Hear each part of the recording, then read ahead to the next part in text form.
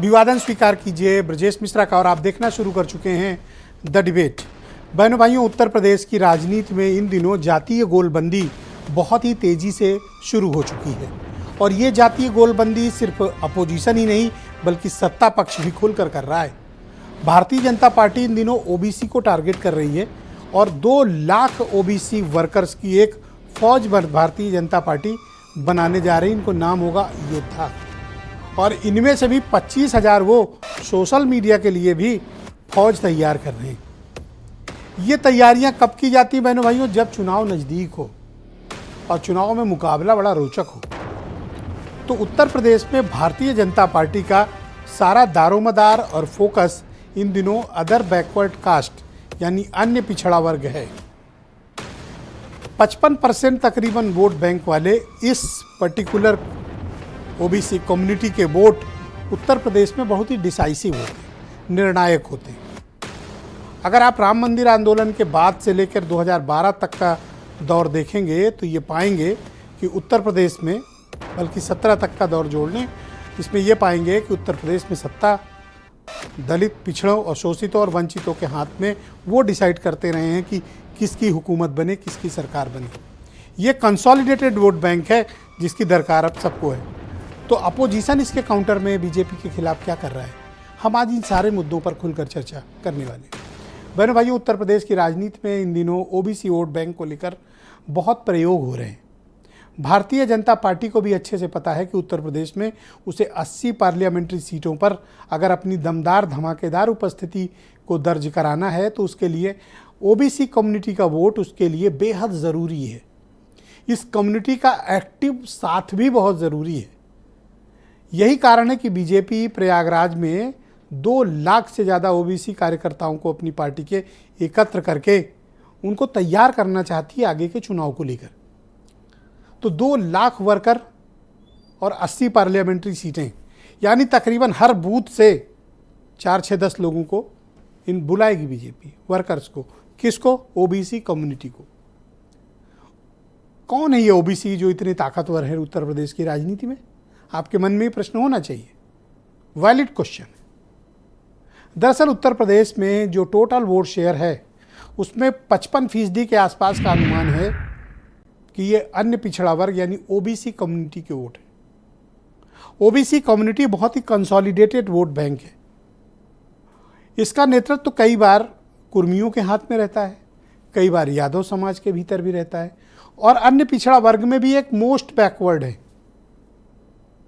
वो भी जातियाँ हैं, कुमार, प्रजापति, नोनिया, चौहान, राजभर, निषाद, ये लोग मोस्ट ओबीसी कैटेगरी में भी आते हैं। लेकिन अगर आप इनका कंसोलिडेशन में देखेंगे तो इनकी राजनीतिक ताकत बहुत बड़ी है और वो राजनीतिक ताकत कल्याण सिंह के ज़माने से लेकर रही है, यानी उनकी एक अपनी ताकत क्षमता रही है। इस समूह का नेतृत्व मुलायम सिंह यादव के हाथों में भी रहा है। तो ओबीसी वोट उत्तर प्रदेश में आज से कोई डिस्कवर नहीं हुए हैं, ये पिछले 31 सालों से, स्पेशली राम मंदिर आंदोलन के बाद इसमें प्राइड फीलिंग बहुत आई है और सत्ता का स्वाद चखा है इस कम्युनिटी ने। ताकत में रहें, सत्ता में रहें, लिहाजा ये सत्ता में होने और न होने के बीच का फ़र्क जानने वाली कम्युनिटी है। तो हमको आज ये समझना है कि इस कम्युनिटी के भीतर क्या चल रहा है, ये कम्युनिटी किस प्रकार से सोचती है, इसका वोटिंग पैटर्न क्या है, इसका वोटिंग बिहेवियर क्या है और क्यों बीजेपी इतनी मैसिव स्केल में इस कम्युनिटी को जोड़ने के लिए इतनी वृहद स्तर पर पहल करने जा रही है। तो जब बीजेपी ये कर रही है तो दूसरा सवाल उत्पन्न होता है कि अपोजिशन क्या कर रहा है। तो अपोजिशन की पार्टी का तो नेतृत्व ही पिछड़ों के हाथों में है। तो ओबीसी के इन 55% वोट शेयर को लेकर भारतीय जनता पार्टी और समाजवादी पार्टी के बीच जबरदस्त टकराव है। इसमें एक तीसरा प्लेयर भी है, बहुजन समाज पार्टी, दलित वोटों का कंसोलिडेटेड एक वोट बैंक वाली पार्टी, जिनके पास अपने सबसे पुअर परफॉर्मेंस में भी 12.5% का वोट शेयर बचाने में वो कामयाब हो जाते हैं। अभी बीएसपी का क्या रुख रहेगा, ये डिपेंड करता है बीएसपी का परफॉर्मेंस कि वो किस पार्लियामेंट्री सीट पर किस जाति का उम्मीदवार खड़ा करती हैं। उत्तर प्रदेश में जातियां एक कठोर सच्चाई है। हम आप बड़े शहरों में रहकर या टेलीविज़न स्टूडियोज़ में या सेमिनार्स में जातिवाद तोड़ने की बात करते हों या जातिवाद न मानने वाली बात करते हों। पर बहनों भाइयों, जो उत्तर भारत और विशेष तौर पर यूपी का हमारा समाज है वो बेसिकली जातियों पर निर्भर समाज है और उत्तर प्रदेश में खुला जातिवाद है, ये किसी से छिपा नहीं है। शायद यही कारण है कि हर पार्टी अपनी अपनी कम्युनिटी, जो भी ताकतवर कम्युनिटीज़ हैं, वो उनको अपने साथ मिलाना चाहती है। जो काम बीजेपी कर रही है वही समाजवादी पार्टी भी कर रही है। पर प्रश्न ये उठता है कि ओबीसी कम्युनिटी इस बार किसके साथ जाएगी? क्या बीजेपी के गठबंधन वाले नेतृत्व पर अधिक एतबार करेगी, जिनके साथ कुछ दो नई फोर्सेज जुड़ी हैं, राजभर कम्युनिटी, क्या उनके साथ जाएगी? या फिर ओबीसी मतदाता अखिलेश यादव और समाजवादी पार्टी कांग्रेस का रुख करेगा? क्या करने वाला है? या मायावती पर अपनी सारी उम्मीदों को पूरा करेगा? दरअसल सब पार्टियों के पत्ते खुले हैं सिवाय बहुजन समाज पार्टी के। बीएसपी इकलौती ऐसी पार्टी जिसके बारे में कुछ नहीं पता, बस अब तो प्रेस नोट आने की परंपरा भी खत्म हो गई, अब बहन जी का ट्वीट आ जाता है। क्या बहुजन समाज पार्टी उम्मीदवारों के चयन में, अपोजिशन में समाजवादी पार्टी को कोई नुकसान पहुंचा पाएगी या फिर अपनी उपस्थिति को 2009 की तरह मजबूती से दर्ज कराएंगे? बहनों भाइयों, ये ढेर सारे प्रश्न हैं। इन प्रश्नों का जवाब हमको इस डिबेट में भी तलाशना है और मतदाताओं के वोटिंग बिहेवियर में भी, कि आखिर लोगों के वोट करने का तरीका क्या है। 2024 के पार्लियामेंट्री इलेक्शन में वोटिंग पैटर्न क्या होगा? ये नहीं भूलना चाहिए कि 2019 में जो सबसे बड़ा पॉलिटिकल अलायंस उत्तर प्रदेश के भीतर हुआ था, समाजवादी पार्टी, बीएसपी और राष्ट्रीय लोकदल, ये सब इकट्ठे होकर भी बीजेपी को नहीं हरा पाए थे। लेकिन 2019 की परिस्थितियां और 2024 की परिस्थितियों में बहुत अंतर है बहनों भाइयों। गंगा में, यमुना में, सरयू में बहुत पानी बह चुका है। वक्त, हालात, राजनीतिक परिस्थितियां भी बदल चुकी हैं। क्या इन बदली परिस्थितियों में मतदाताओं का यही बिहेवियर रहेगा जो अभी है, या इसमें तब्दीली आएगी? मैं पीछे के कुछ इशूज़ को भी याद दिलाना चाहता हूं कि बीते दिनों हुए उपचुनाव में परिणाम भारतीय जनता पार्टी के पक्ष में बिल्कुल नहीं थे। उत्तर प्रदेश क्या चाहता है और यूपी का इकट्ठा हुआ विपक्ष जिसका नाम इंडिया अलायंस है माइनस बीएसपी, क्या वो बीजेपी का मुकाबला कर पाएगा? अब तक 2014, 2017, 2022, 2019 सारे प्रयोग बीजेपी के सामने जनरल इलेक्शंस में, चाहे वो विधानसभा का हो या लोकसभा का, फेल रहा है अपोजिशन का। 24 में क्या ये अपोजिशन का खेमा बीजेपी की रफ्तार रोक पाएगा, बीजेपी को रोक पाएगा या नहीं? डिपेंड करेगा कि ओबीसी कम्युनिटी किसके साथ है। यही तो जवाब तलाशना है। कुछ बयान सुने। ओबीसी मोर्चे का प्रयास है कि उत्तर प्रदेश के अंदर जो भी योजनाएं केंद्र और प्रदेश सरकार की तरफ से संचालित हैं, जनता तक उसका सही से संदेश पहुंचे। भारतीय जनता पार्टी की विचारधारा, उपलब्धियां ओबीसी समाज तक पहुंचे, ताकि आने वाले लोकसभा के चुनाव में भारतीय जनता पार्टी के लक्ष्य के अनुसार उत्तर प्रदेश की सभी 80 सीटों पर भारतीय जनता पार्टी को जीत मिल सके। भारतीय जनता पार्टी ने हमेशा दलितों और पिछड़ों के खिलाफ समाज में जहर घोलने का काम किया। उन्होंने इन समाजों को अलग थलग करने का काम किया और आज जब वो इन समाजों के आउटरीच की बात करते हैं तो मुझे लगता है इससे ज्यादा विरोधाभासी बात कुछ नहीं हो सकती। अगर सचमुच भाजपा दलितों और पिछड़ों की हितैषी है तो वो जातिगत जनगणना क्यों नहीं कराती? क्यों नहीं वो पता लगने देना चाहती है इस देश को कि उनकी सही आबादी क्या है, ताकि उसके हिसाब से उनके अधिकार मिल चुके हैं। भारतीय जनता पार्टी पिछड़ों की और दलितों की न तो कभी परवाह की इन्होंने, न कभी आगे करेगी। पिछड़े वर्ग को संवैधानिक दर्जा, रोहिणी आयोग इन्होंने लागू नहीं किया। इसलिए भारतीय जनता पार्टी वोट बटोरने के लिए सिर्फ बयानबाजी करती है। भारतीय जनता पार्टी मूल रूप से दलित, पिछड़ा और अल्पसंख्यक विरोधी है। बहनों भाइयों, आज की परिचर्चा को आगे बढ़ाते हैं। उत्तर प्रदेश में भारतीय जनता पार्टी के प्रवक्ता डॉक्टर समीर सिंह मेरे साथ मौजूद हैं। मनोज काका समाजवादी पार्टी के प्रवक्ता हैं। मनीष सिंघवी उत्तर प्रदेश में कांग्रेस कमेटी के प्रवक्ता हैं। गंगाराम अंबेडकर जी मेरे साथ मौजूद हैं, जाने माने दलित चिंतक हैं और एमएसपी पार्टी के अध्यक्ष हैं। और आसिम वकार एमआईएम के राष्ट्रीय सचिव, उत्तर प्रदेश के प्रभारी और प्रवक्ता हैं, मेरे साथ इस कार्यक्रम का हिस्सा हैं। नीलू रंजन जी मुझे ज्वाइन कर चुके हैं दिल्ली स्टूडियो से, जाने माने पत्रकार हैं, और वीरेंद्र सिंह जी हमारे स्टेट हेड। आप सबका बहुत शुक्रिया और धन्यवाद इस कार्यक्रम में मेरे साथ सम्मिलित होने के लिए।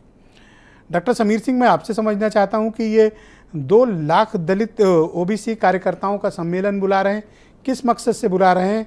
और आप तो खुल के कम्युनिटीवाद और जातिवाद पर उतर आए हैं।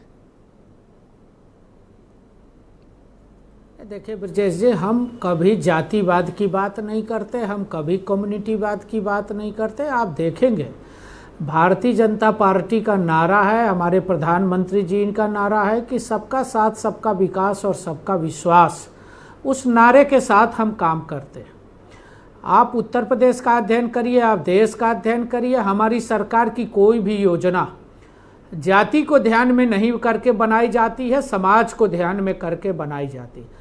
हाँ, ये जरूर हम राजनीतिक दल हैं, सभी राजनीतिक दलों में मोर्चा प्रकोष्ठ होते हैं। हमारे यहाँ भी पिछड़ा मोर्चा है, युवा मोर्चा है, महिला मोर्चा है, अनुसूचित मोर्चा है, अनुसूचित जनजाति मोर्चा है, जो विशेष वर्ग में अपने कामों को करते हैं और ऐसे लोगों को पार्टी से जोड़ने का काम करते हैं और सरकार की नीतियों को उस वर्ग में ले जाके पहुंचाते हैं कि हमने क्या किया। निश्चित रूप से हम जब अपना जीवंत संगठन चलाते हैं और भाजपा कार्यकर्ता आधारित पार्टी है, तो हम विभिन्न मोर्चा प्रकोष्ठों की योजनाएं बनाते हैं और उसको धरातल पर ले जाते हैं। पिछले दिनों जिसका उल्लेख कर रहे हैं कि पिछड़े मोर्चे की कार्यशाला थी, उसमें हमने साइबर योद्धा बनाने की बात कही, हमने सोशल मीडिया के माध्यम से सरकार की उपलब्धियों, चाहे मोदी जी की, योगी जी की, राज्य और केंद्र की उपलब्धियों को जनता के बीच ले जाने की बात कही। तो इसमें कहीं तो किसी सर, को पॉलिटिकल लोग वॉलंटियर चुनते हैं, आप हम योद्धा चुन रहे हैं। कोई युद्ध करने की तैयारी है, कोई झगड़ा करने की तैयारी है, ये योद्धा क्या होता है? मैंने भी पढ़ा नरेंद्र कश्यप का बयान, उन्होंने कहा ओबीसी वर्ग के 2 लाख योद्धा तैयार करेंगे। सर, कहीं झगड़े उगड़े की प्लानिंग है? इतनी बड़ी तैयारी कर रहे हो? नहीं, योद्धा झगड़ा नहीं करता। योद्धा निगेटिव शब्द नहीं है ब्रजेश जी। योद्धा माने बहादुर होता है और योद्धा माने सकारात्मक होता है। योद्धा समाज के लिए काम करता है, नकारात्मक नहीं है योद्धा। योद्धा नकारात्मक नहीं है, इसको अन्यथा मतलब। योद्धा माने बहादुर होता है, जो समाज के लिए काम करता है। राणा एक प्रश्न और है मेरा आपके पास, क्या दलितों का, पिछड़ों का हित भारतीय जनता पार्टी में सुरक्षित है? और अगर है तो आप मुझे उसके कारण बताएं। देखिए ब्रजेश जी, उत्तर प्रदेश की जनता और देश की जनता का हित भारतीय जनता पार्टी की सरकार में सुरक्षित है। खाली दलित पिछड़ा ही नहीं, अल्पसंख्यक का भी हित सुरक्षित है। 3 तलाक का कानून किसने बनाया? भारतीय जनता पार्टी ने बनाया। हमारी किसी भी सरकार की योजना, उत्तर प्रदेश सरकार की किसी भी योजना का लाभ जाति के आधार पर किसी को नहीं मिल रहा। आपने कहा कि अगर हिंदू को मिल रहा भी तो आप साथ मुसलमान को लेंगे, भी मिल रहा।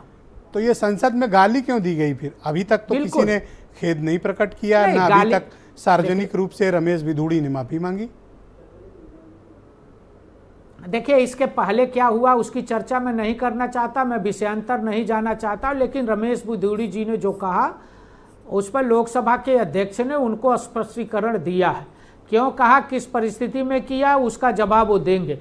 लेकिन मैं इतना जरूर कहूँगा ब्रजेश जी कि हम विकास के आधार पर वोट मांगते हैं, हम तरक्की के आधार पर वोट मांगते हैं, हम समाज में काम के आधार पर वोट मांगते हैं। हमारी सरकार के मुख्यमंत्री आदरणीय योगी जी उत्तर प्रदेश के विकास, तरक्की, कानून व्यवस्था और जो हमने वादा किया था समाज के लिए करने का, उस आधार पर हम वोट मांगते हैं और जनता के बीच में जाते हैं। जनता हमको समर्थन दे रही। जी शुक्रिया। मैं डिबेट को आगे बढ़ाता हूं। मनोज काका समाजवादी पार्टी के प्रवक्ता हैं।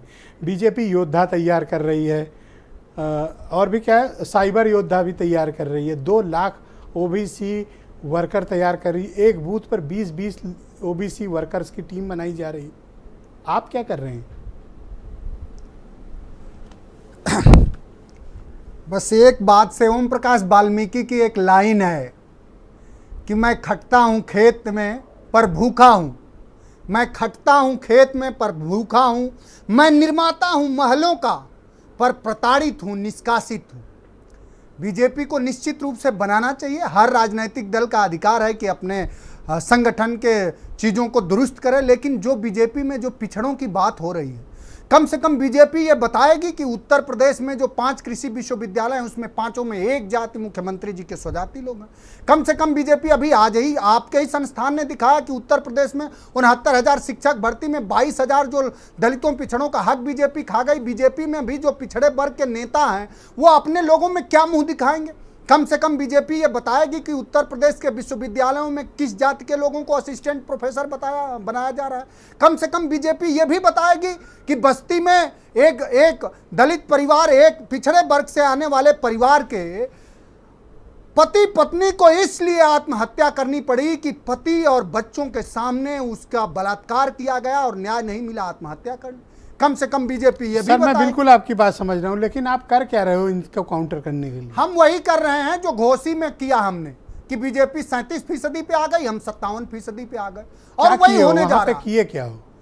अब वही होने जा रहा है। क्या वही होने जा रहा। भारतीय जनता पार्टी जो कर रही, देखिए हम वो कर रहे हैं, हम पीडीए कर रहे हैं, हम सर्व समाज और समावेशी विचारधारा। हमारे विचार में माननीय अखिलेश जी के सिर्फ विचार में पीडीए नहीं है, बल्कि उनके व्यवहार में पीडीए को आर्थिक, सामाजिक, राजनीतिक, सांस्कृतिक और शासकीय व्यवस्थाओं में उसकी भागीदारी कैसे सुनिश्चित हो जाए वो सुनिश्चित कर रहे हैं। सर, अभी बात आज ही करते हो बैठक ले रहे थे। पीडीए को और टिकट देते हो अपर कास्ट को।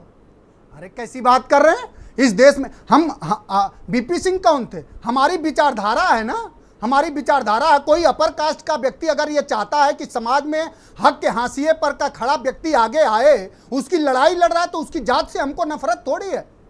हमको किसी जात से नफरत नहीं है, हमको तो उस तो इनको सामंती कैसे काउंटर विचारधारा करोगे? से ये नफरत 2 है। लाख वर्कर बनाए ले रहे हैं, इनके अरे, पास योद्धा आ गए हैं, आप कैसे लड़ोगे बूथ पे? इनके सारे योद्धा घोषी में थे, इनके लखनऊ के सारे योद्धा थे। वहां 2 उप मुख्यमंत्री गलियों गलियों में टहल रहे थे, लेकिन लोगों ने सवाल पूछ लिया कि दलितों पिछड़ों के प्रति। दलितों ने सवाल पूछा कि हाथरस में हमारी बेटी 2 बजे रात में जला दिया, मिट्टी का तेल डाल के जला दिया, कहां थे?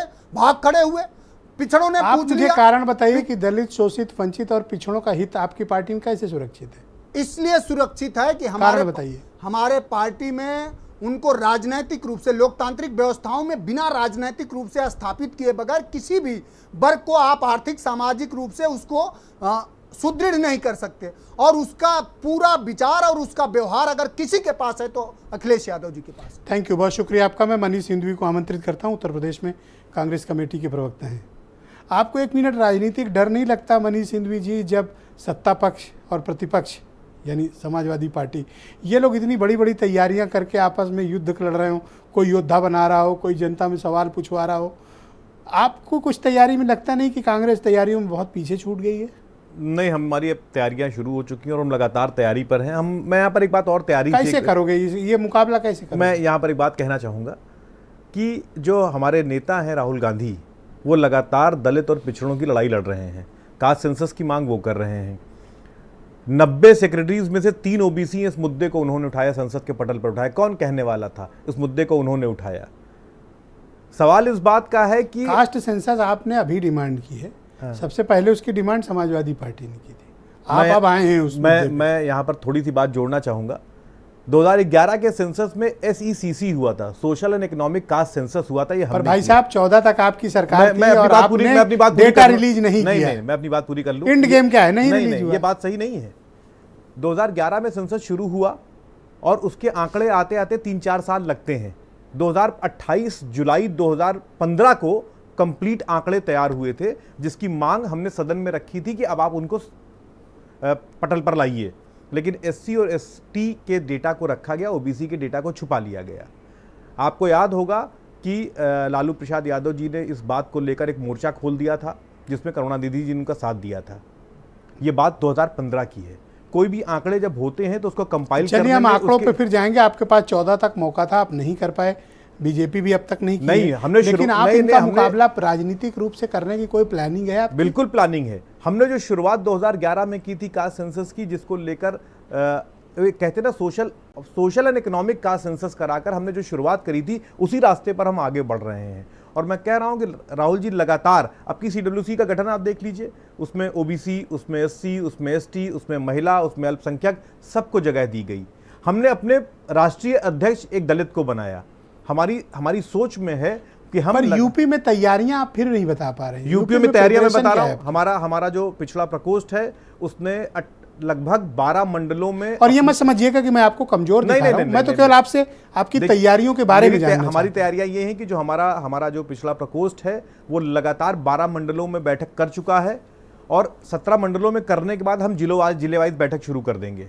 अजय राय जी ने आने के बाद उन्होंने कहा है कि मंडलों की बैठक पूरी होने के बाद हम जिलेवार पिछड़ों की बैठक बहुत बहुत शुरू कर शुक्रिया देंगे। मनीष सिंधवी जी, हमारे साथ जुड़े रहिएगा। मैं डिबेट को आगे बढ़ाता हूं। आसिम वकार, MIM के राष्ट्रीय प्रवक्ता, उत्तर प्रदेश के प्रभारी। वकार साहब, आपका बहुत शुक्रिया। मैं आपसे जानना चाहता हूं कि उत्तर प्रदेश में अल्पसंख्यक समाज, और उसमें भी मैं खुलकर कह रहा हूं, मुसलमानों का हित कहाँ सुरक्षित है, किस राजनीतिक दल के साथ सुरक्षित आप मानते हैं?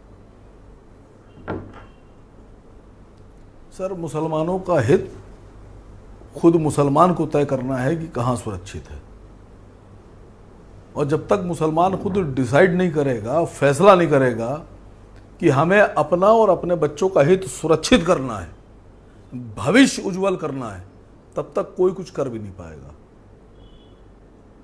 मैं आप लोग की बातें सुन रहा हूँ। अब मुसलमान का आपने जिक्र किया, उत्तर प्रदेश में 403 विधानसभाओं में 143 मुस्लिम बहुल सीटें हैं, मुस्लिम डोमिनेटेड सीटें हैं। विधायक कितने हैं? 64 सीटें उत्तर प्रदेश में ऐसी हैं विधानसभाएं जहां पर 40% और 40% से ज्यादा मुसलमान हैं। कितने विधायक जीत कर आते हैं? मेरे ख्याल से 35-40 के बीच होना चाहिए, एग्जैक्ट डेटा मुझे ध्यान नहीं है। 36 सीटें उत्तर और प्रदेश 35 से में 40 ऐसी MLA हैं शायद, जिनके ऊपर 35% और 40% के बीच में मुसलमान हैं। जी। कितने जीत कर आते हैं? ये सवाल पूछना पड़ेगा, और क्यों जीत कर नहीं आते इस पर सोचना पड़ेगा। सर, ये हम लोग की जिम्मेदारी है।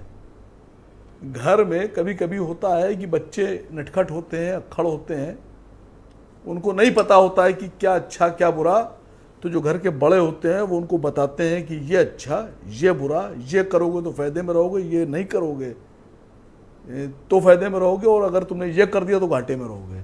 तो सर, हम लोग अपने कौम को जगाने की, अपने लोगों को पर आप जगाने ऐसा की, कहकर पूरी उनको मुसलमान बताने कौम पर की सवाल नहीं उठा पूरी सकते कोशिश कर रहे हैं कि उसको वोटिंग पैटर्न या वोटिंग बिहेवियर उनका गलत है। सर, ये सवाल थोड़ी ना उठाना होता है। आप डॉक्टर के पास जाइए, डॉक्टर ने कहा साहब आपको बहुत तेज खांसी और जुकाम हो गया है, आप ठंडी चीजें मत खाइएगा। पर सर, आप डॉक्टर नहीं है ना, आप डॉक्टर के अच्छा मशवरा। क्लिनिक के बाहर वाले मेडिकल स्टोर हैं सर आप। अरे सर, हमको आप उससे भी नीचे मान लीजिए, हमारा मशवरा देखिए आप कि हम एडवाइस क्या कर रहे हैं। यहां सवाल ये नहीं होता है सर, एडवाइस डॉक्टर करेगा ना सर, मेडिकल स्टोर नहीं करेगा ना सर। नहीं, हमको तो मुसलमान ने सर कुछ दिया नहीं, और जो लोग दे सकते हैं, मुसलमान समझता है कि उनको मिल सकता है, वहां कुछ मिल नहीं रहा है। मैंने आपसे सवाल पूछा तो ब्रजेश भाई आप ही बता दीजिए, आप सामने से मेरी बात काट रहे हैं। मैंने कहा 143 डोमिनेटेड हैं, 64 सीटें 40% से अधिक मुसलमान वोटर की है, कितने विधायक जीतते हैं? ये वोटिंग परसेंटेज तो पूरा आप ले रहे हैं। सर, मैं एक प्रश्न आपके समक्ष प्रस्तुत करता हूं, आप उसका जवाब दें। कम होती जा रही है। मुसलमानों की चिंता करने के लिए भारतीय जनता पार्टी है। अभी आपने समीर सिंह जी को सुना, अल्पसंख्यक हितों के लिए वो काफ़ी व्यग्र हैं, काफ़ी उत्सुक हैं, और अल्पसंख्यकों को हितों को संरक्षित करने की बात कर रहे हैं। दूसरा बिगेस्ट बेनिफिशियरी समाजवादी पार्टी, वो इस पे अपना पुश्तैनी हक मानते हैं। देखिए, समीर सिंह साहब बैठे हैं, सुनिए, समीर सिंह बैठे हैं टीवी पर, और लोकसभा में एक डॉक्टर हर्षवर्धन बैठे थे, और एक एडवोकेट रविशंकर प्रसाद जी बैठे थे। ये समीर साहब जो मुसलमानों की बात कर रहे हैं, उन मुसलमानों को जाति सूचक शब्दों का इस्तेमाल किया गया, गाली बकी गई लोकसभा में, और हर्षवर्धन सिंह ऐसे हंस रहे थे, और पीछे रविशंकर प्रसाद भी ऐसे हंस रहे थे। ये सम्मान देंगे या हमारे बारे में, हितों के बारे में सोचेंगे, या हमें पूरे देश में गालियां खिलवाएंगे? पहले तो ये बीजेपी पता है। भाई मोदी जी की पहल संसद का जो इनॉग्रेशन है वो अल्पसंख्यक समाज के साथ इस तरह की गाली गलौज और भद्दी ठीक है, आपकी ये बात बातों है से कि किया अगर जा रहा बीजेपी है में हित और उस सुरक्षित पे कार्रवाई नहीं नहीं है हो रही है और तो यहाँ फिर बैठ तो के समाजवादी मुसलमानों की आप बात पार्टी में करेंगे। मुसलमानों और के जो हित- मुसलमान आपके साथ है, मैं तो कह रहा हूं उनके ऊपर अब हम क्या कहें सर, लानत है कि तो फिर मारे मुस- डर के सवाल नहीं पूछते हैं आपसे। तो मुसलमानों का हित फिर या तो समाजवादी पार्टी में सुरक्षित है। घोसी में देखिए मुसलमानों ने एकजुट होकर वोट दिया, आप लाख कोशिश डिबेट में करते रहे, आपकी सुनी नहीं। नहीं, हमारा कैंडिडेट वहां नहीं लड़ रहा था और हम दिल से चाहते थे बीजेपी हारे, दारा सिंह चौहान हारे। मैंने पर्सनली आपसे भी कहा था दारा सिंह चौहान को हारना चाहिए और मुसलमानों ने 90,000 मुसलमान है उस सीट पर और मुसलमानों ने पूरी ताकत लगाकर सीट तो जिताई आप है। क्या चाहते हैं, मुसलमान अखिलेश कहाँ जी को जाए ना, चाहिए थोड़ी था, क्लैरिटी तो अखिलेश दो, जी को- करे क्या मुसलमान फिर?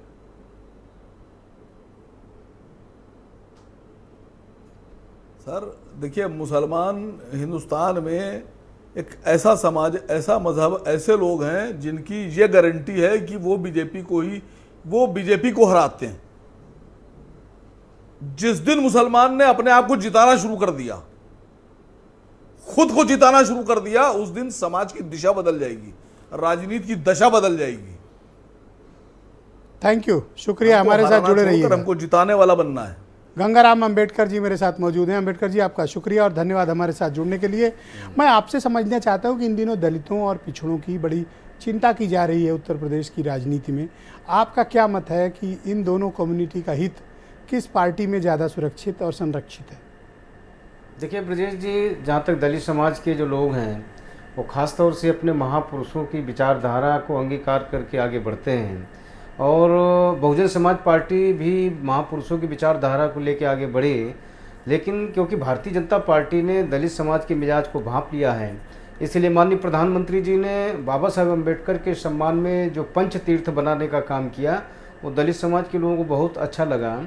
इसके अलावा जो क्योंकि भारतीय जनता पार्टी में भी दलित समाज के लीडरों को जय भीम बोलने के लिए जो पूरी तरह से कहा गया, दलित समाज की बस्तियों में जा कर के उनकी बुनियादी जो समस्याएं हैं, जो सरकार द्वारा जो नीतियां हैं, तो जिस तरह से उनको समझाने का प्रयास किया गया है, तो मुझे लगता है कि बहुजन समाज पार्टी से छूटने के बाद जो दलित समाज का जो वोटर है वो अधिकांश मात्रा में भारतीय जनता पार्टी को ही वो पसंद करता है। इसी कारण वो भारतीय जनता पार्टी 2022 में काफ़ी अच्छा प्रदर्शन किया है और समाजवादी पार्टी ने कोशिश तो की, लेकिन जो नेता लोग थे वो सपा में गए, लेकिन जो वोटर था वो भारतीय जनता पार्टी के साथ तो रहा। क्या कारण आप एक्सप्लोर कर पाए कि शेड्यूल्ड कास्ट कम्युनिटी जो मायावती के प्रति इतने लंबे वक्त तक लॉयल थी, अब या तो बीजेपी को वोट दे रही है या कई जगहों पर समाजवादी पार्टी को देखिए, वोट उत्तर दे रही प्रदेश है? जैसा बिखराव कि- का कारण क्या है? देखिए, आपने जैसा कि बताया कि उत्तर प्रदेश जातियों का प्रदेश है, यहाँ हर जाति पर अपने अपने सम्मान, स्वाभिमान और अपने लीडर के पीछे ये समाज चलते हैं।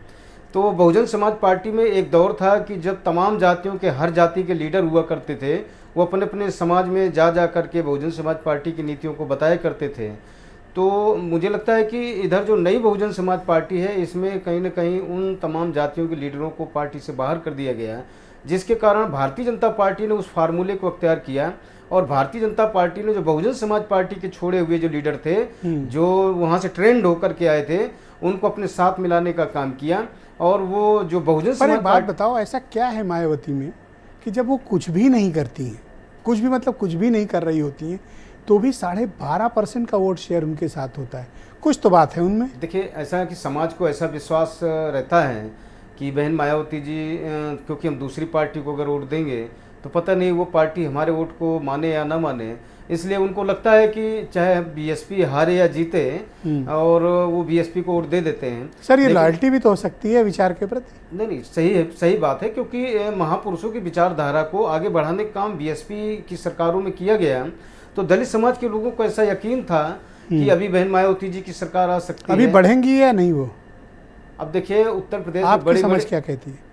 बड़ी बड़ी पार्टियां गठबंधन की राजनीति चल रही है, जहां भारतीय जनता पार्टी और कांग्रेस जैसी बड़ी राष्ट्रीय पार्टियां जो गठबंधन के साथ अपने को मजबूत बनाए रखना चाहती हैं, तो अकेले दम पर तो कोई भी पार्टी मुझे नहीं लगता है कि वो अच्छा प्रदर्शन कर पाएंगी।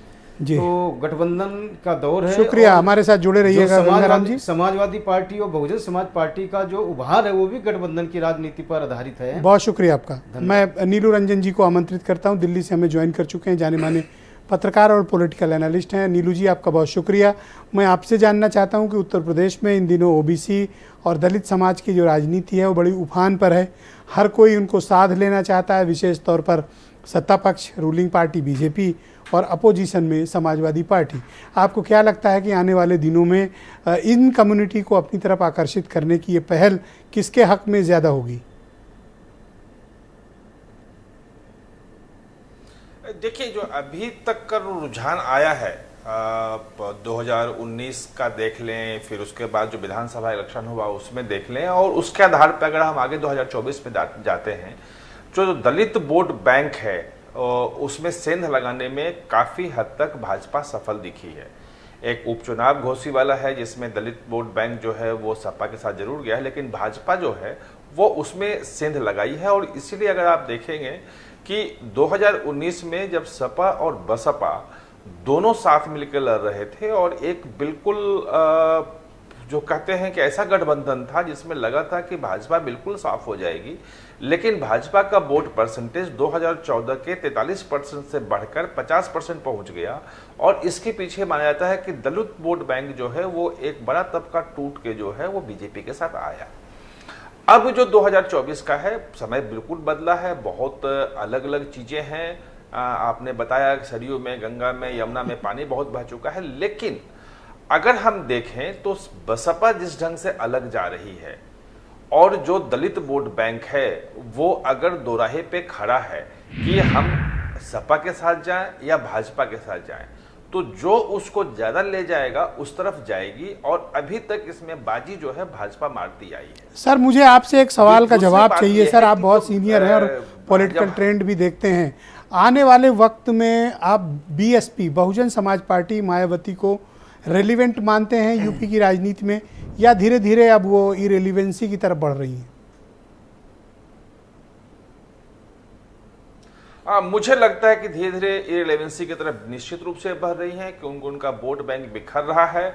2009 का जो उनका जो सबसे बढ़िया परफॉर्मेंस था वो दलित, मुस्लिम और ब्राह्मण का जो गठजोड़ था, जो एक साथ वोट आए थे, उसमें था। सतीश मिश्रा की बड़ी भूमिका थी और वो धीरे धीरे अलग हो चुका है। अपना बेस जो है बढ़ाने के लिए, नए समीकरण खड़ा करने के लिए कहीं कोशिश होती मुझे बसपा की तरफ दिख नहीं रही है। और जब तक उनका बेस नहीं बढ़ेगा तो अकेले थैंक यू सर, हमारे साथ जुड़े रहिएगा।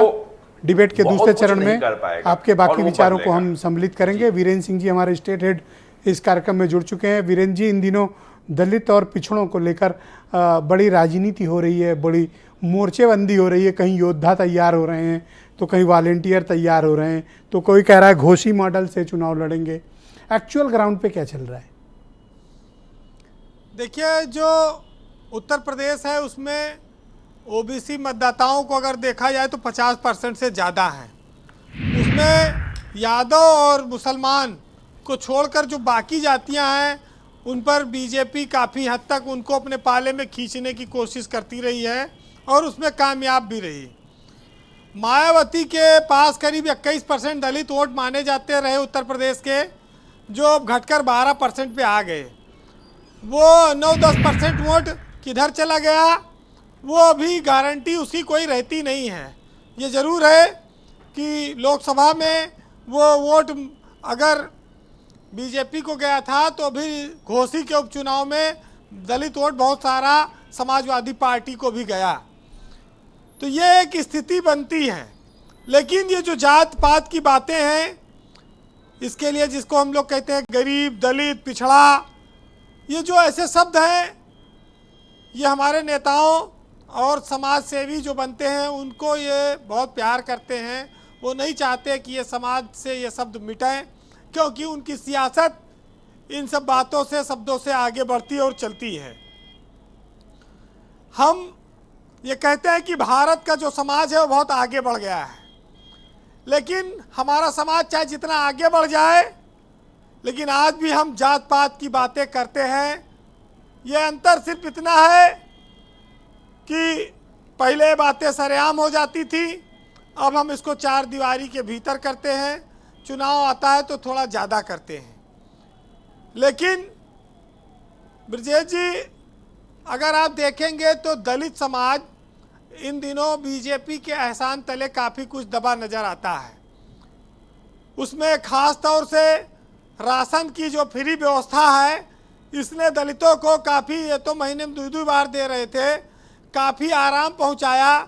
कुछ लोग तो राशन इतना ज़्यादा पा जा रहे हैं कि वो दोबारा बेच आ रहे हैं दुकान पर, और उसको बेच के कुछ नशा पाती का भी सामान वो ले लेते हैं कई बार। इस तरह से भी कहा जाता है।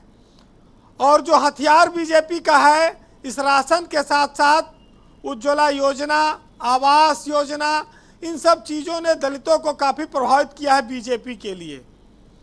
अब ये सुनने में आ रहा है कि भाजपा नवंबर से सभी विधानसभा क्षेत्रों में भीम सम्मेलन करने वाली है। हर विधानसभा क्षेत्र में ये 100 नमो मित्र बनाने वाले हैं। दलित बस्तियों में आरएसएस ने कहा कि संपर्क के अभियान शुरू किए जाएं, दलितों के बीच में प्रतिभा सम्मेलन आयोजित किए जाएं। तो ये जो स्थितियां ये बताती हैं कि दलित और ओबीसी का इम्पोर्टेंस बहुत ज़्यादा है, और बीजेपी एक ज़माने में जैसे कांग्रेस के पास दलित, ओबीसी, सवर्ण सारे वोट थे, उस तरह का वोट चाहती है। हालांकि तब मुसलमान का वोट भी बहुत था उसके पास, लेकिन अभी बीजेपी थोड़ा थोड़ा मुसलमानों से वोट मांग रही है। उत्तर प्रदेश की विधानसभा में 403 में 300 सीटें ऐसी हैं जिन पर दलित और ओबीसी सीधे सीधे निर्णायक स्थिति में रहता है। तो लोकसभा में बीजेपी ने जो लक्ष्य दिया है 80 सीटों जीतने का, वो इन सबको जोड़ने के बाद ही आगे बढ़ सकता है। लेकिन एक ट्रेंड आपको बताऊं कि पिछले 3 जो उपचुनाव हुए उत्तर प्रदेश में, खतौली में वहाँ बीजेपी हारी, मैनपुरी में वहाँ बीजेपी हारी, और घोसी में वहाँ बीजेपी हारी। ये तीनों जगहों पर भाजपा हारी और सपा और उनके सहयोगी जीते। तो ये दर्शाता है कि दलित वोटों पर मजबूत पकड़ भाजपा नहीं बना पाई।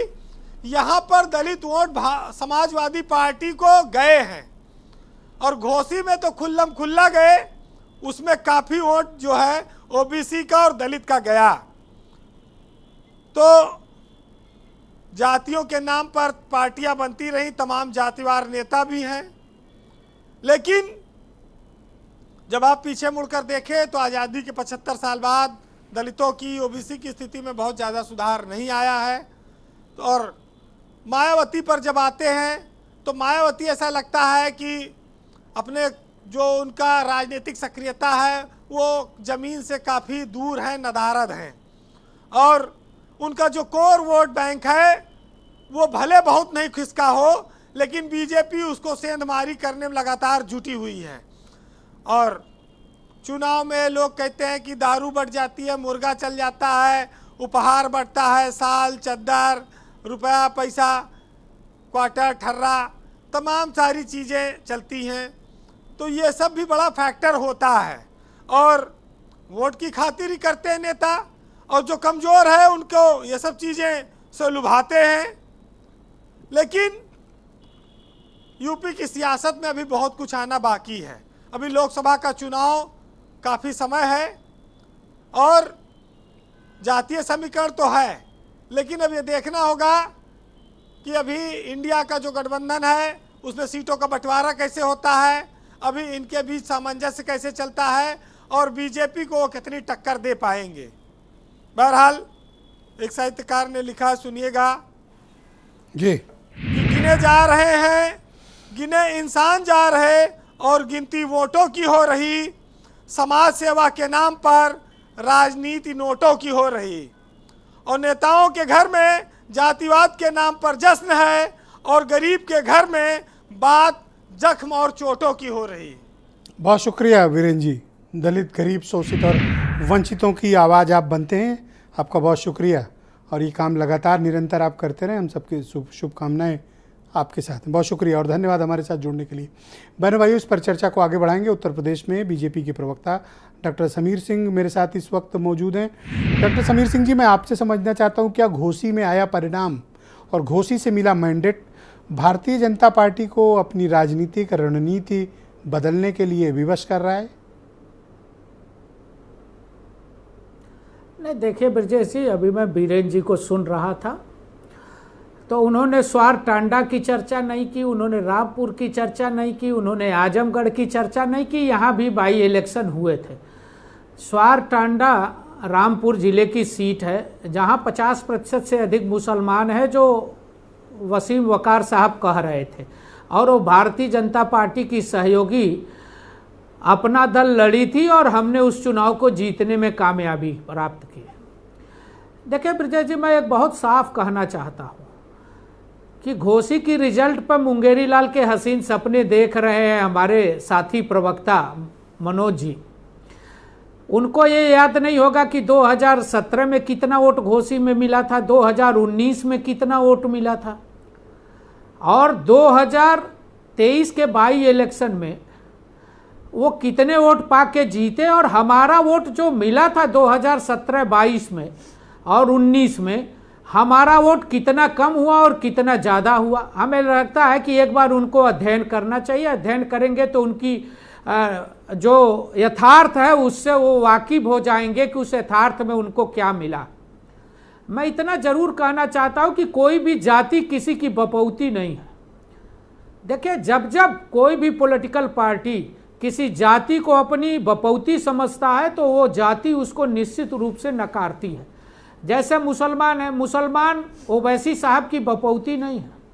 अभी वसीम साहब कह रहे थे कि साहब मुसलमान इतना है, हमको दे देगा। अरे आप 2017 लड़े, 2022 लड़े, आप विधानसभा के चुनाव में पूरी ताकत लगाए, आप क्या प्रतिशत वोट पाए? और मुसलमानों सिर्फ वोट के लिए इस्तेमाल करेंगे कि मुसलमानों को कुछ चाहिए भी आपके द्वारा? आपने कौन सा काम किया मुसलमानों के लिए? 3 तलाक से निजात हमने दिलाई, मुसलमानों का विकास हम कर रहे हैं, उनको तरक्की हम दे रहे हैं, उनको आगे हम बढ़ा रहे हैं, उनकी भलाई की बात हम कर रहे हैं। आयुष्मान कार्ड हम बनाने जा रहे हैं, हम बना रहे हैं, हमारा अभियान है। और हमारे सपा के प्रवक्ता ये कह रहे थे साहब हम जाति की बात कर रहे हैं। अरे आप जब सरकार में थे तो आयोगों पर आपने सिर्फ एक जाति का पहरा लगा दिया था, और सूचियां उठा के देख लीजिएगा, किसी दिन डिबेट में लेके आइएगा कि 12 से लेके 17 तक जो आयोगों की नियुक्ति थी उसमें पिछड़े थे कि नहीं थे। मेरा एक सवाल है आपसे, ये मसला बार बार आता है कि 2012 से 17 के बीच नियुक्तियों में बड़ी धांधली घोटाले हुए। एक सीबीआई जांच हुई थी, उसका क्या हुआ? 6 साल बीत गए, डॉक्टर अनिल यादव को कोई सजा भी नहीं हुई, कुछ पता ही नहीं चला कि उस मामले का क्या हुआ। आज तक तो कोई जानकारी नहीं है। अनिल यादव आज भी बाहर हैं। कानून अपना काम कर रहा है। मैं इतना जरूर कहना चाहता हूं कि हमारी भी सरकार में नियुक्ति 6 लाख सरकारी नियुक्तियां आदरणीय योगी जी ने दिया जी। हमारे भी समय में public service commission Uttar Pradesh काम कर रहा। सभी परीक्षाएं समय से हो रही हैं, सभी परीक्षाओं की रिजल्ट समय से आ रहे हैं, और कहीं एक तो ये कौन सी वाली परीक्षा है जिसकी अभी सीबीआई जांच के आदेश हुए हैं? ये कौन सी नियुक्तियां हैं? सारे पेपर लीक हो रहे हैं। एक सेकंड मनीष जी रुकिएगा। ब्रजेश जी देखिए ब्रजेश जी, जो इन लोगों ने सिस्टम बनाया था उस सिस्टम को तोड़ने में समय लगा। आपने देखा होगा कि उत्तर प्रदेश की एसटीएफ ने बड़े पैमाने पर ऐसे लोग जो संगठित अपराध कर रहे थे पर्चा आउट करने का, लगभग 150 से अधिक लोगों को गिरफ्तार करके जेल भेजने का काम। अनिल यादव दोषी थे, कार्रवाई करते हैं। यूपीपीएससी ने गड़बड़िया की थी, आज तक सजा क्यों नहीं हुई सर? और ना उनके विरुद्ध कोई सीबीआई ने कार्रवाई की अभी तक। सजा तो न्यायालय से मिलेगा, जांच होती है, चार्जशीट दाखिल होती है, इतनी जल्दी सजा नहीं मिलती है। आप जानते हैं सर, ऐसी कौन सी जांच है जो 6 साल से चली जा रही है? सजा मिलेगी ब्रजेश जी, कोई भी दोषी बख्शा नहीं जाएगा, सजा मिलेगी, हम सजा देंगे। लेकिन मैं ये कह रहा हूं, जो लोग पिछड़ों का राग अलाप रहे हैं, एक बार अपने विधानसभा और लोकसभा की सूची उठा के देखें कि ये कितने पिछड़ों को टिकट देते हैं। Thank you. ये किसको टिकट देते हैं? शुक्रिया। मैं अधिकारी बनाते हैं तो किस समाज का? मनोज काका को आमंत्रित करता हूं। और हम तो हमारे 30 सेकंड और ब्रजेश जी, हमारे गृह मंत्री जी ने तो थोड़ा रुकिएगा समीर सिंह जी, अगर समय बचा तो आपको फिर मैं कनेक्ट करता हूँ। अब थोड़ा इस डिबेट को आगे बढ़ाते हैं। चैलेंज में की सदन भाई में बताइए, आप चैलेंज जवाब किया दीजिए, आपके कि समय की हमारे भर्तियों यहाँ की बात कितने कर रहे पिछड़े हैं। विधायक और देखिए, कितने पिछड़े कई सांसद। सारे थैंक यू, हाँ बोलिए। भर्तियों के संबंध में माननीय नेता प्रतिपक्ष आदरणीय अखिलेश यादव जी ने सदन में पूछा, नेता सदन से सदन में उन्होंने पूछा कि अगर आप कभी भी ये रिपोर्ट दे पाए, 46 में से 56 उन्होंने बोल दिया सदन में। हालांकि उनको 56 में 46 बोल सकते थे, कम से कम गणितीय तो भान रखना चाहिए, गणितीय त्रुटि नहीं होनी चाहिए। आ रहा हूं वकार साहब, आ रहा हूं, आपके पास ही आऊंगा। मैं खत्म कर रहा हूं। आज बहुत डिबेट में बस एक लाइन में थोड़ा समय मुझे दे दीजिए। हाँ बिल्कुल, बोले। मैं वही मनोज झा वाली और वो ओम प्रकाश वाल्मीकि की बस एक लाइन पढ़ना चाहता हूं साहब, कि चूल्हा मिट्टी का, मिट्टी तालाब का, तालाब ठाकुर का, भूख रोटी की, रोटी बाजरे की, बाजरा खेत का और खेत ठाकुर का, बैल ठाकुर का, हल ठाकुर का और हल के मुंह पर हथेली अपनी फसल ठाकुर का, कुआं ठाकुर का, पानी ठाकुर का, गली मोहल्ले ठाकुर के, अपना क्या गांव शहर देश, सरकार ठाकुर की, डीएम ठाकुर का, थानेदार ठाकुर का, एसटीएफ ठाकुर का।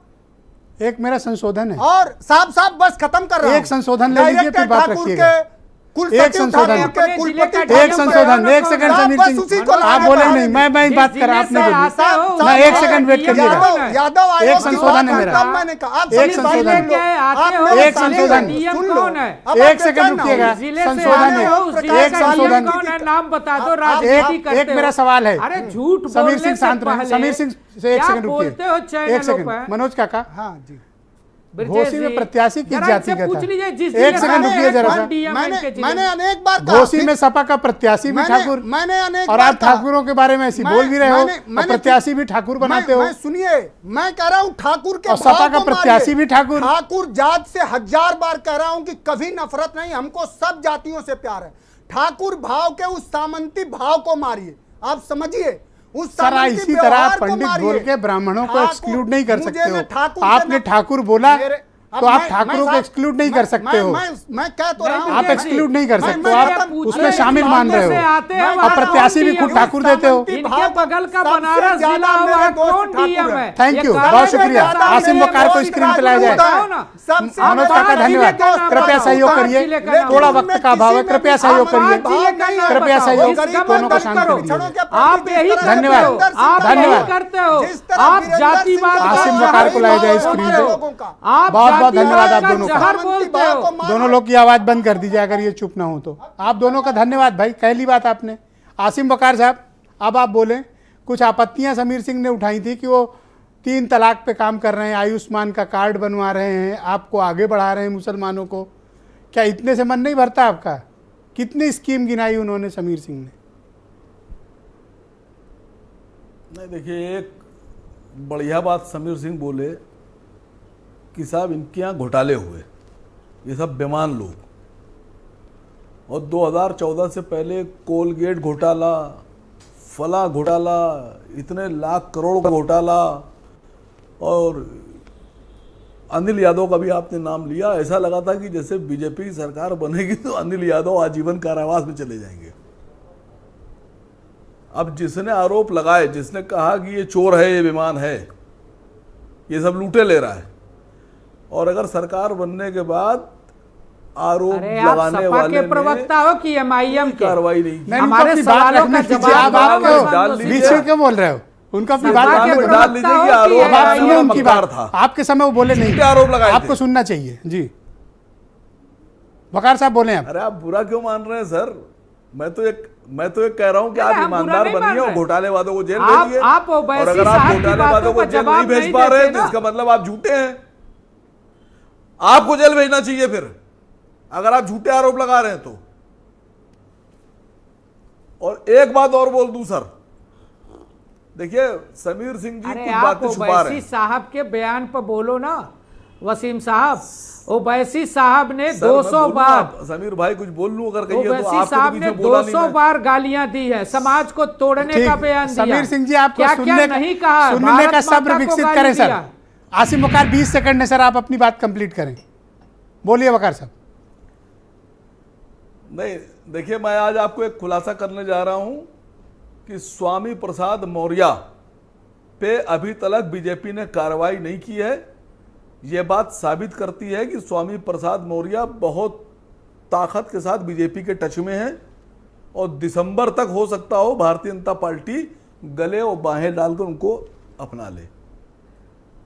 कल आप ओवैसी को भी कहोगे कि बीजेपी के संपर्क में है, सपा तो कहती ही है। ठीक है, थैंक यू। बीजेपी तो आप की अरेस्ट बीजेपी कीजिए। में आप भी कल कहोगे, आप गिरफ्तार कीजिए ना। सपा के किसको? प्रवक्ता हो कि नहीं, किसको गिरफ्तार कर स्वामी लें? प्रसाद मौर्य को गिरफ्तार क्यों नहीं कर रहे हैं?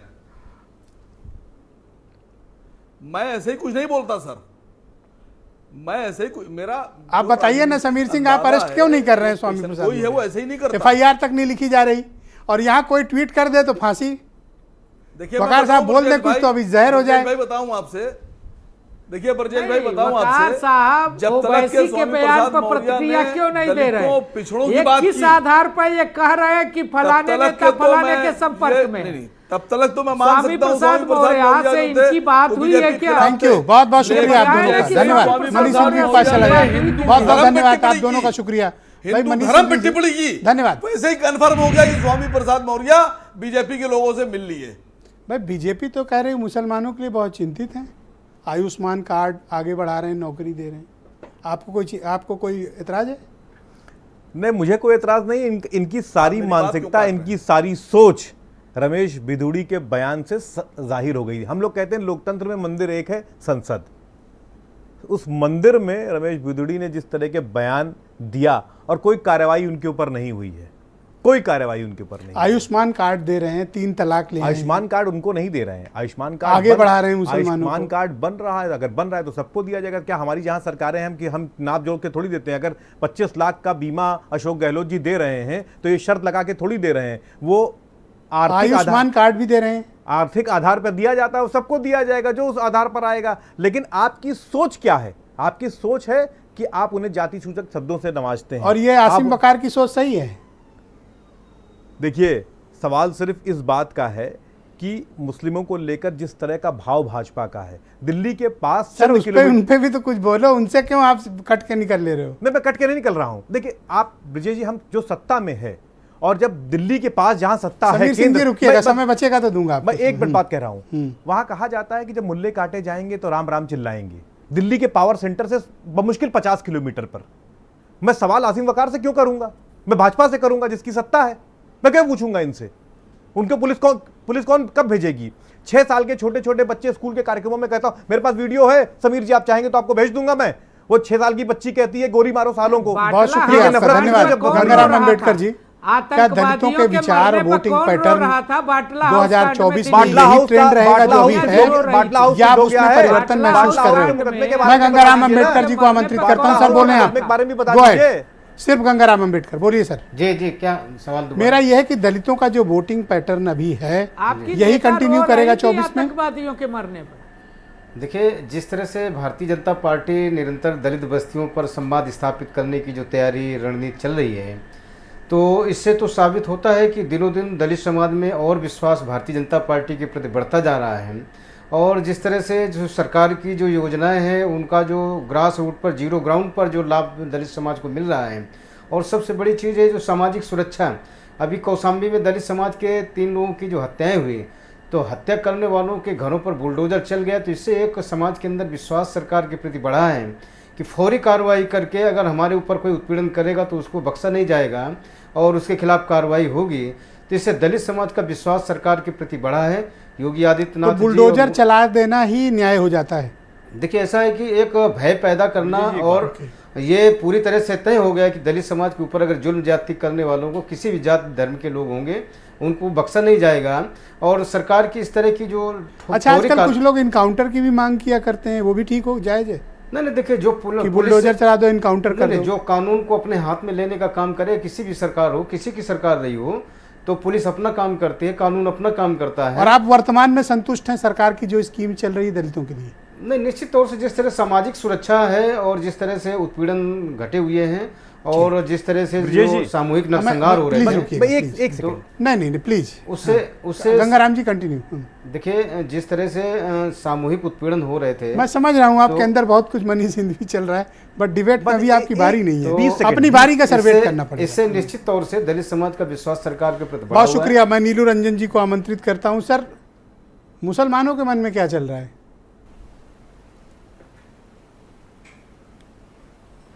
देखिए, मुसलमान जो एक पूरा का पूरा वोट बैंक था, और वो कहीं ना कहीं से थोड़ा सा कंफ्यूज है कि जाए किधर। एक दिशा दिखी है इंडिया गठबंधन में, चूंकि तमाम विपक्षी दल हैं एक साथ, तो उसको दिशा दिखी है कि इंडिया गठबंधन के साथ अगर हम जाएं तो बेहतर होगा। लेकिन जो पिछले कहले 5 दशक से 7 दशक से जो एक वोट बैंक के रूप में था, भाजपा ने उस वोट बैंक में सेंध लगाने की पुरजोर कोशिश की है।